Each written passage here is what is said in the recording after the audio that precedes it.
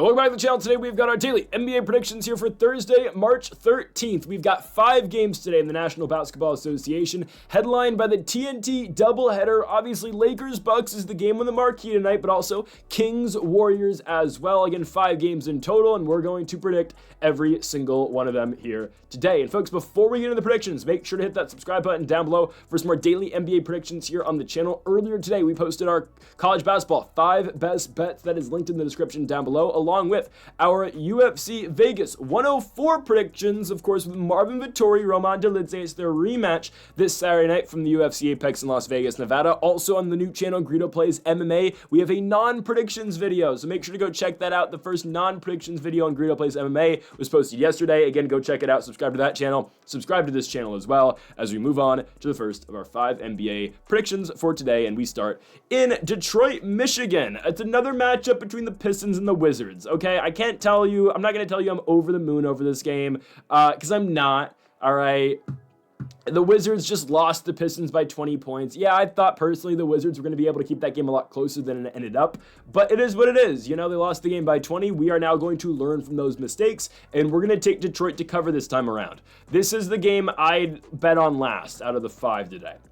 I wouldn't touch it. I hate spreads that are honestly over 8.5. I don't like spreads. I don't 9.5, over 9.5. I don't like double-digit spreads unless, again, it feels obvious. This game doesn't feel obvious. It's 14.5 points. Are the Detroit Pistons going to beat the Washington Wizards? Yes, they're going to. But to say, oh, they're going to beat them by 15, they should. They just did it in their last game, but I don't love it, right? Washington coming off back-to-back losses to the Pistons and to the Raptors.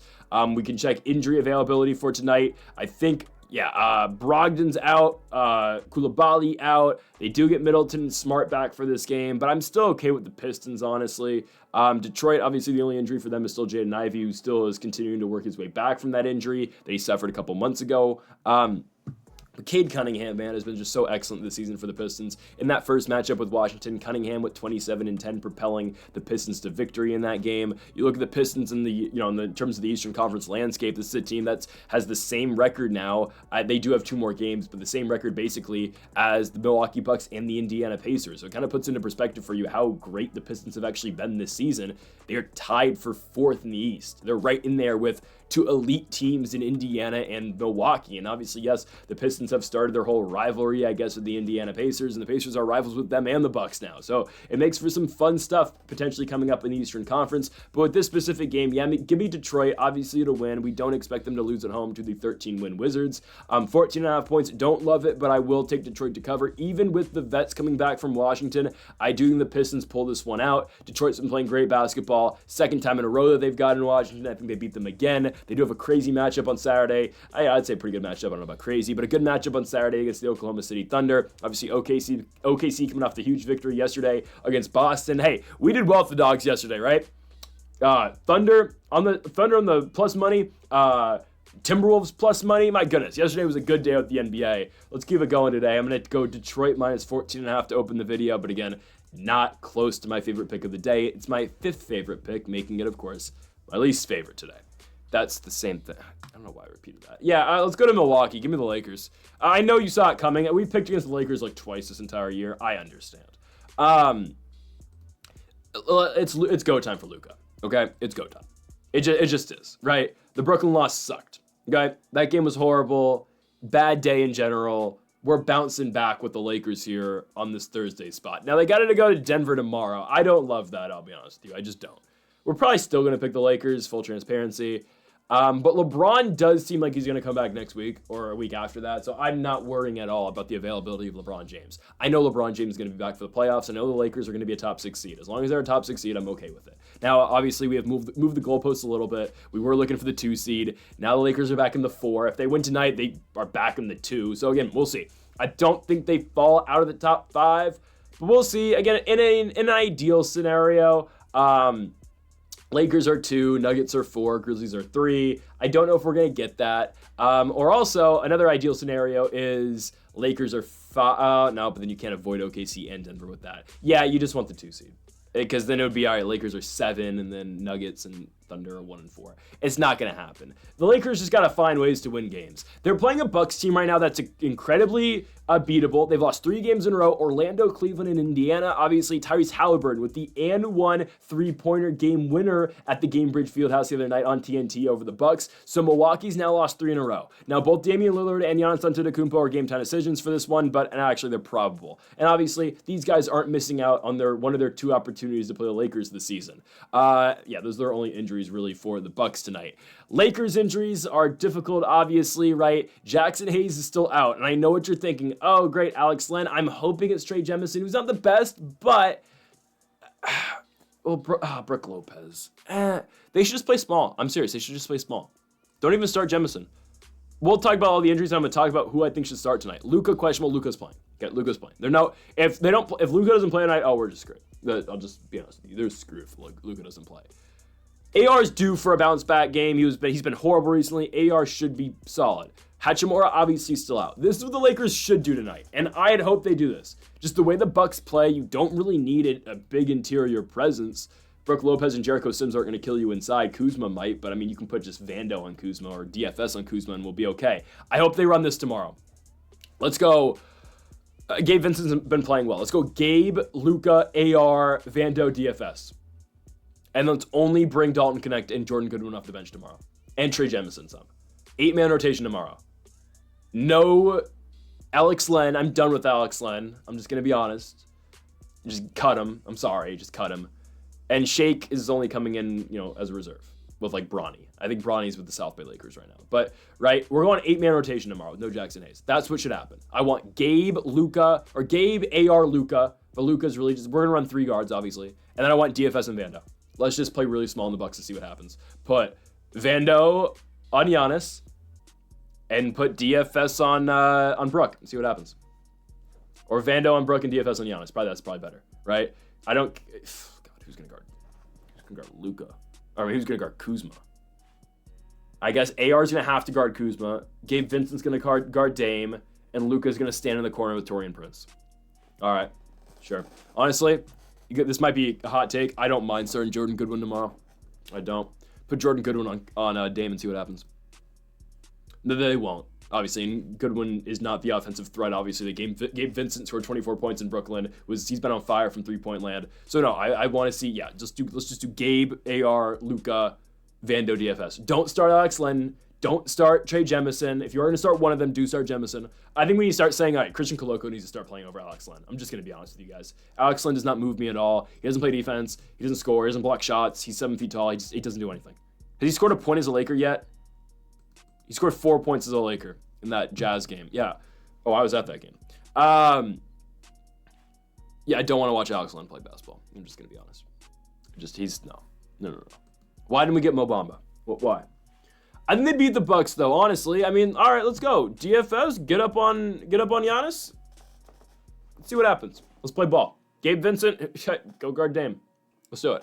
Again, the Bucks are extremely beatable. They've lost 3 in a row. I get what you're thinking, the Lakers have lost a couple games in a row. Yeah, that's fine. Luka's just due for a 40-point explosion. I'm serious. He's due for a 40-point, 50-point explosion night. It's going to happen one of these nights. Let's just hope it is tonight. Or maybe it's in Denver tomorrow. Hey, why not both? Let's do it. Luka scores 40 tonight. His career high as a Laker comes tonight. So let's say he scores 35. And he scored 34 in Boston. Luka Doncic gets his career high as a Los Angeles Laker tonight in Milwaukee, Wisconsin. 35 points for Luka Doncic. A victory for the Lakers in Milwaukee. Make it 4 in a row losses for the Milwaukee Bucks, losing at home to the Lake Show. As we go on to our third prediction of the day, we go to the United Center. I feel great about this game. I don't know why the odds are like this. When are the Bucks going to start respecting the Chicago Bulls? When? Now, the most important part of this team's out for a while. It's Josh Giddey, which really sucks, and I'm completely off of the Bulls just as being kind of a serious threat. But I don't know what Billy Donovan says. Josh Giddey's right ankle sprain will keep him out for a little bit. What does that mean? Multiple weeks, a month, until the plan, past the plan? What does that mean? This team needs Josh Giddey. No Josh Giddey, no play-in hopes. Well, they'll be in there, but no wins in the plan. Guys, Giddey's so crucial for the squad, man. He's averaging almost a triple-double since the All-Star break. Oh, God. No Lonzo Ball tonight either. I still think they beat the Nets. The Nets are not going to win this game. I know Brooklyn played Cleveland really competitive on the road. This is a fall off spot. All right, this is a fall off the face of the earth spot for the Nets, if that's such a thing. Nets are fairly healthy. No Clowney might be out today, but Cam Thomas obviously playing. I still think Chicago wins at home. Kobe White's going to probably be manning the point. That's fine. Kobe can explode for games, right? We'd likely see a Kevin Huerter appearance in the starting lineup. They're probably going to go, if I had to guess, White, Huerter, Williams, Patrick Williams, Matas, Vucevic. It's not great, but I think it's still good enough to beat Brooklyn. Chicago, they are in a position now where they're forced to kind of win because they know they're not going to drop out of the, they're not going to drop out the play-in. Toronto's the closest team to them, but they're 4.5 games out. They know they're not dropping out the play-in. So at this point, you might as well try to win because, don't look now, Chicago's only 2 games back Miami and only 2.5 games behind Orlando. So the Bulls are no longer thinking, how many games do we have to lose to drop out of the play-in and get a lotto pick or a better lotto pick? And now they're thinking, wait, if we go on they're already on a 3-game stretch. If we go on, say, if we win 5 more in a row, we're looking at a home play-in game, or we get 2 shots to this play-in as an 8 seed. It's just a mindset change. The way Miami's been playing recently, the way Orlando's been playing recently, it's not out of the picture to say Chicago could be the 8 seed. Now, obviously, that's a lot tougher now with Josh Giddey's injury. I personally think the Bulls, if Giddey's healthy, they're going to get the 8 seed. They're going to win that first play-in game right now. I'll map it out for you. Hawks Magic, Hawks win, Hawks go and play the Celtics. Bulls Heat in Miami, give me the Bulls. Bulls Magic in Orlando, I'm taking the Bulls to be the 8 seed and probably get swept by the Cavs. Maybe they'll get one. They're not getting one. Giddey might have a night. But honestly, that's where I have this going. So if you're Chicago at this point, well, okay, if we go on a win streak, we get the 8 seed, we get 2 shots at this thing. Sure, they're going to lose to Atlanta in the first one. That's fine. Okay, we get a home game. We get to host probably the Magic. All right, I like their chances to beat Orlando and Chicago, right? They won last year in the play-in over Atlanta at home. Well, now they just get Orlando in the second game, right? I mean, I don't know. I think it's an extremely winnable spot here for Chicago, and I think they're going to beat Brooklyn tonight. I get the Nets are healthy, the Bulls are not. I'm still taking Chicago to win. They're playing meaningful basketball right now, and I'm hoping Giddey's influence, not the influence you're thinking. He was innocent, by the way, I think, right? He's obviously still playing. I like Giddey as a player. I'm not going to dive into his off-the-court stuff, but hey, he's innocent. He's still playing, so good on bro.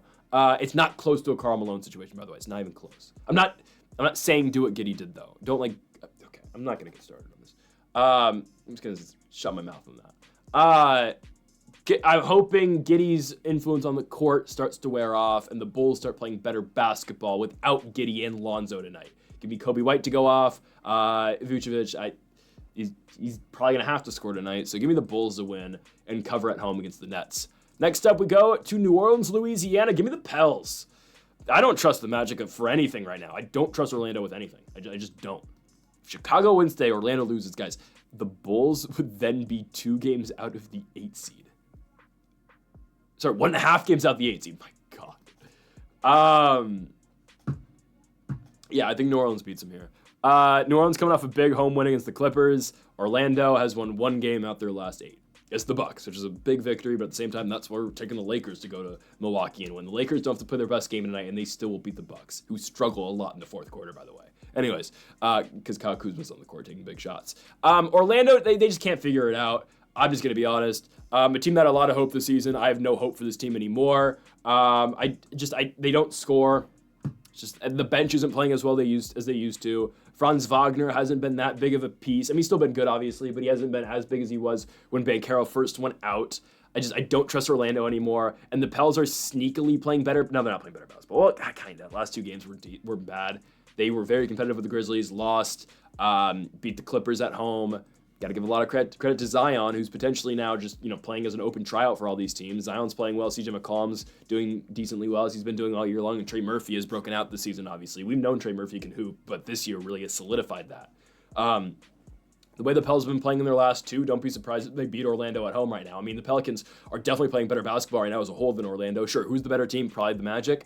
But at full health, I think New Orleans is better. They're really turning a page here. Obviously, they're an automatic lotto squad at this point, but I think Zion, Trey Murphy, and McCollum find a way to win this game at home. I don't like the way Orlando's been playing. Their thing was, okay, for most of the season and last year too, their entire thing around this team was, okay, we don't even have to play our best game offensively, but if we can shut you down the other side of the ball, which we're going to do 9 times out of 10 in all of our games, we're going to give ourselves a chance to win the basketball game in the end. Sure, we might not do it, but at least if our defense is physical enough and if we are decent enough offensively, we're going to have a chance to win in the end. They can't get away with that this season because the offense has been that bad and the defense hasn't made up for it. So give me New Orleans, actually. I'm going to take Zion. I have a big night. I think the Pels win this game at home. As dogs, yeah, give me New Orleans against the Magic. We close the night, Battle of NorCal in San Francisco, California. The Golden State Warriors take on the Sacramento Kings. Give me Golden State to win. I think Sacramento can cover. The difference between this game and the first matchup that was played at the Golden One, obviously post-trades, obviously with LaVine and Jimmy Butler, the difference between that game and this game is that LaVine has gotten fully accustomed to the Sacramento offense. He knows what he's doing now with this team. He knows his role, obviously. When DeMar's not on, Zach LaVine's the guy, obviously. And in clutch moments, like obviously in Chicago, DeMar's taking all the big shots. The Warriors just a better basketball team. They just are. The Warriors match up pretty well with the Kings right now, I think. Obviously, Golden State's lost, 2 games with Jimmy Butler. They're right now on a 5-game winning streak. Charlotte, New York, Brooklyn, Pistons, and Blazers. Yeah, expect them to beat the Kings. I think the Kings keep this game close, though. National television spot. Kuminga, the come bucket's back. That's great. Pythagorean theorem. Brandon Podziemski's still out. That sucks. But I do think the Kings keep this game close. They're relatively healthy. Sabonis obviously still out. Oh, he's questionable now. Oh, Sabonis comes back, different game. I still don't think they win, but that makes me feel even better about our points here for Sacramento. Plus 7.5, I actually do like this spot for them. I don't think they win the game outright. I'm still taking the Warriors to win. I think plus 230 for the Kings is somewhat playable, but again, I wouldn't bank on it. I don't think they're going to win. I think they do play a fairly close game with the Warriors here. I think they played closer this time around, obviously, than the last matchup in Sacramento. I don't expect them to completely turn things around and now ultimately win the game in this one against the Warriors because of how pathetic they were in that last matchup and the big shots Curry was hitting, the non-defense at times, and that's apparent in every Kings game, right? I mean, they've just figured it out more offensively with Zach LaVine and DeMar now, but their defense still is not solved. They don't play good defense, and Golden State should be able to have their way on that side of the ball. So, yes, ultimately, we are taking the Golden State Warriors to win this one, but I do think the Kings offense, and again, the familiarity now with LaVine, with the rest of the Kings, and obviously DeMar and LaVine getting back to playing with each other, I do think it makes it, easier on this team, and I do think they play a closer game this time around with Golden State, but honestly, they're just not on the same level right now as the Warriors, but sure, again, I think they keep the game close. So give me Sacramento spread, but Warriors money line, don't play minus 280, though, I don't like it. If you want to play something from this game, again, yes, take Sacramento on the spread. So folks, thank y'all for watching our NBA predictions here for Thursday, March 13th. If you have not yet, though, make sure to hit that subscribe button down below for more. Make sure to leave a like if you did enjoy the video. Make sure to comment if you do disagree with any of the picks. We'll be back tomorrow for more daily NBA predictions. Folks, thank y'all for watching, and Mamba forever.